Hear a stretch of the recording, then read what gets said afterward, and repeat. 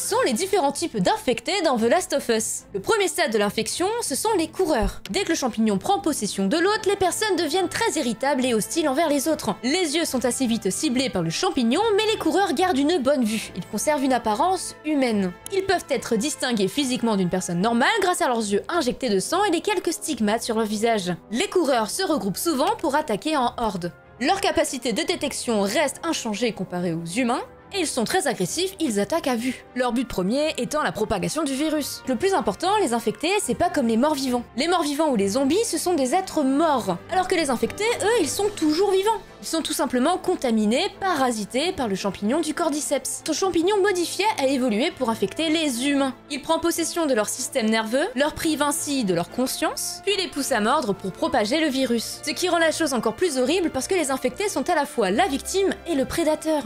Ils restent donc conscients de la sauvagerie que le parasite les pousse à faire. Comme ici dans cette vidéo où on nous laisse comprendre que l'infecté essaye de communiquer.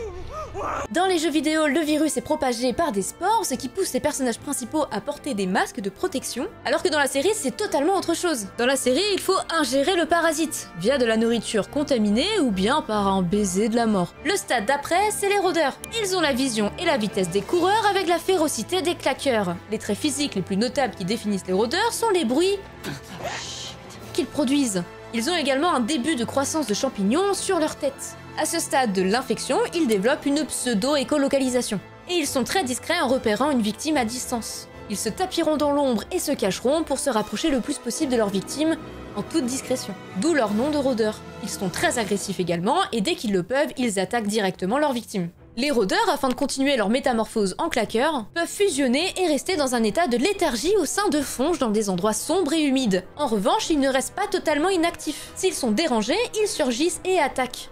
Ensuite, on retrouve le très populaire claqueur. Les claqueurs apparaissent moins humains que les coureurs et les rôdeurs, avec un cri emblématique qui est un visage complètement marqué par un champignon développé à partir de leur cerveau infecté. Les claqueurs sont très dangereux et beaucoup plus agressifs que les coureurs ou les rôdeurs. Les claqueurs possèdent aussi ce qui semble être une intelligence très élevée. Ne laissant jamais une zone lorsqu'ils ont entendu des proies se dirigeant vers eux, ils vérifient constamment tous les coins et recoins disponibles pour localiser la source du son. Et oui, car le champignon les a rendus complètement aveugles. Ensuite, il y a les colosses. C'est la quatrième et l'une des plus dangereuses étapes de l'infection, car elle est celle qui prend le plus de temps à se développer. Ils sont couverts de champignons épais qui agissent efficacement comme une armure. Grâce à ce revêtement de protection, ils peuvent résister à de multiples armes comme le fusil de chasse et même les hachettes et les machettes. Les colosses sont extrêmement agressifs, mais plutôt lents, ce qui les rend plus prévisibles que les autres. Comme les claqueurs, les colosses utilisent l'écolocalisation. Si un colosse attrape un survivant, c'est fini pour lui. Il va se faire déchiqueter par la force brute du colosse. Il n'y a aucun moyen de se défendre lorsqu'on est attrapé par un colosse.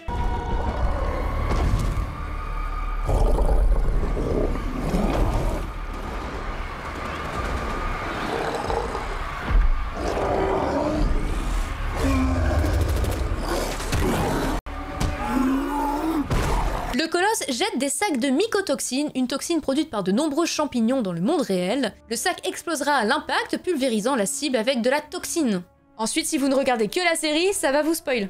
Le cinquième type d'infecté, c'est le puant. Et c'est un stade encore inconnu, scientifiquement, du cordyceps. Les puants sont une évolution différente du colosse. Ils sont globalement moins résistants qu'eux et ont une carapace fongique moins épaisse. Les puants possèdent de nombreux sacs de mycotoxines sur leur corps et en absergent quiconque se trouve à sa portée. Leur bouche étant recouverte de champignons, ils ne peuvent pas mordre. Mais comme pour un colosse, si vous faites attraper par un puant, c'est terminé. Lorsqu'un puant meurt, il laisse exploser violemment tous les sacs de mycotoxines de son corps avant de rendre son dernier soupir. Ils sont nommés puants par les soldats du WLF. Et enfin le dernier type d'infecté connu à ce jour, le Rat King. Il fait son apparition dans l'hôpital de Seattle. Stade ultime de la transformation due au cordyceps, il est composé de plusieurs corps tous accrochés et réunis par le champignon. Doué d'une résistance incroyable, d'une force extraordinaire et d'un physique irréprochable, il est capable de briser des murs de béton d'une seule charge, recouvert de plusieurs mètres de plaques fongiques et il est très résistant. L'hôpital fut l'épicentre de l'infection lors de l'apparition du cordyceps à Seattle. Avec beaucoup de méconnaissances sur l'infection, beaucoup de malades ont été transportés dans cet hôpital. Très vite, le personnel soignant et l'armée perdent le contrôle de la situation.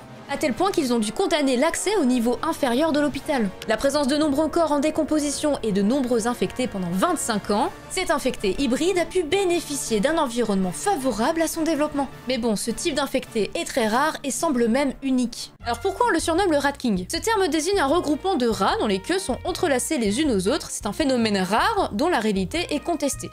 S'il y a d'autres choses que tu n'as pas compris dans The Last of Us, n'hésite pas à le dire en commentaire et n'oublie pas de t'abonner.